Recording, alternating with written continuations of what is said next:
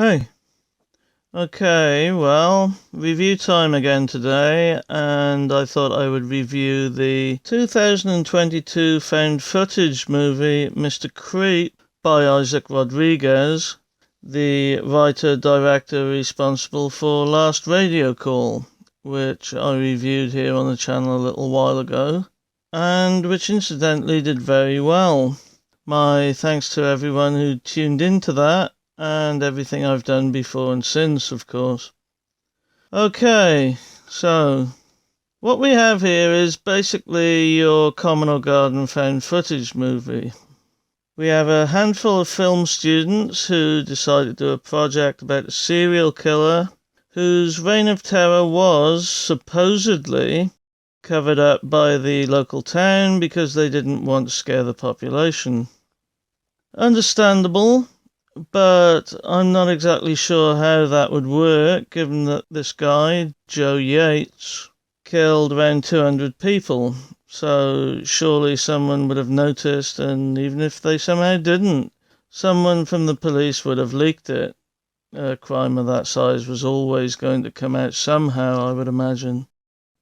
The one thing that makes this film a little unique is the idea of the broadcast. Basically, Joe killed all these people and made little films featuring them and his scary doll, the relic, as he calls it in his interrogation videos, and broadcast them on TV. It's an interesting idea, though the concept of a TV station that can't be found in today's world, I don't really see how that would be possible. And it could well be part of the supernatural elements in the film. The story beats are fairly standard and fairly tight. The students follow a trail from research gathered on the internet, going first to the abandoned and rather medieval looking in terms of cells, etc., prison that Joe was held in for a period of time. They then visit an author that wrote a book about the man himself, and they finally journey to a farm where the students believe that the killer's broadcast is still being run from, even years after his death. The actors do a good job with the material they have, in my view. The standout performance for me being Judy McMillan, who plays Mary, who is an elderly woman who knew the killer, befriended him, and wrote a book about him. We also learn from her why the guy was so obsessed with clowns. He wears clown face paint in his interrogations, as he did for most of his life by the sound of it, looking a bit like a new metal singer, and that he had a very cruel and abusive upbringing. The other roles in the film are pretty much what one would expect, really. We have a leader, Beth, determined to keep going at any cost when the director and serial killer obsessed Val, played by Shayla Payne, disappears. Then we have Dave, the cameraman, who seems to be up for pretty much anything. And finally, John, played by Ali Al-Kafaji, who played a role in Last Radio Call, who wants to stop everything, and he turns out to be a bit of a dick, quite honestly. A great deal of this film hangs on the supernatural element, which is symbolized by the doll, what the killer, Joe, refers to as the relic, as I mentioned earlier. It's well designed enough, the doll itself, with some vague similarities to Billy, the doll from Saw, and it's through this doll that people seem to get possessed and become killers and psychotics, with at least one person turning out to be particularly hard to kill. We also get flashes of a killer in a clown mask, presumably Joe, suggesting that his soul has been absorbed by whatever power this doll harbours. The end is kind of Blair Witch Light, with the kids running through a little wooded area near the farm that they set up at, and end up at, where the signal is supposedly coming from. The tapes that the students find in the police station, as well as the broadcast, actually, remind me a little of the movie Sinister, directed by Scott Derrickson, and have a similar kind of creepy feel to them. For all that the movie gets right, and it does get quite a few things right, there is one huge problem I have with this movie. Okay, so picture the scene. You're going to a spooky farm, which is out in the sticks, around the corner from the middle of nowhere, basically. Likely full of either murderous ghosts or psychos, at best.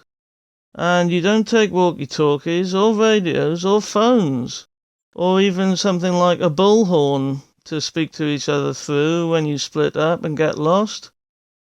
You take whistles? I mean, yes, okay, maybe they think that there is some supernatural shit going down and then it can interfere with the electronics and stuff, but whistles? And also, why don't they take some sort of protection? I think Beth has a knife, but that's it. I mean, it's Texas. I would have expected them to turn up in a fucking Abrams tank, quite frankly, or to at least have brought a gun of some sort. Anyway, nobody brings anything, and of course the whistles don't work either, and they all end up getting stretched out for the killer's latest episode. The other thing I would say is that I could have done with a little more information about the doll, to be honest. What it was exactly, where it originated, the warnings associated with it, etc., just to make it more of a character. All we get, really, is how it looks and that it's some sort of scary idol, which is enough. But honestly, I think they could have fleshed it out a little more with some background. The feel of the film is very much like that of Last Radio Call for me, and Rodriguez's theme of a town with a secret is again present. In Last Radio Call, it was a scary hospital in a town that was built on hexed land.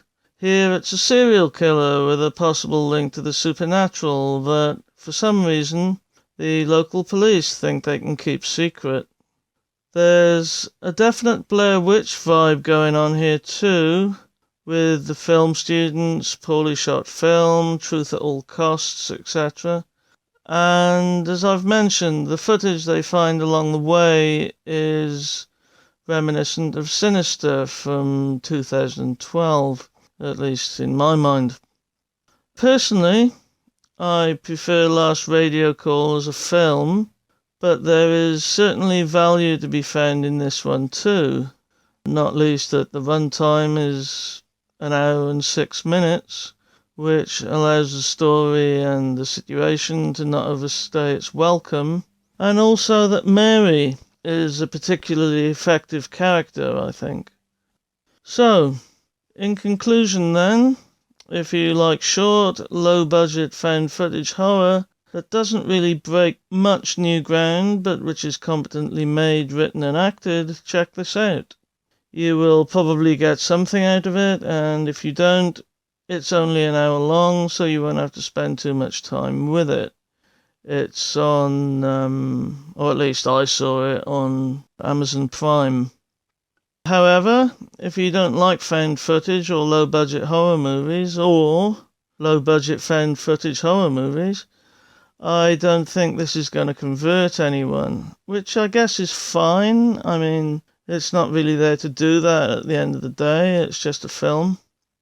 But, as always, and with all the above being said, I hope you enjoyed this review of Mr. Creep. Please like, share, comment and subscribe, and I will speak to you soon. Thanks very much for watching, and bye for now.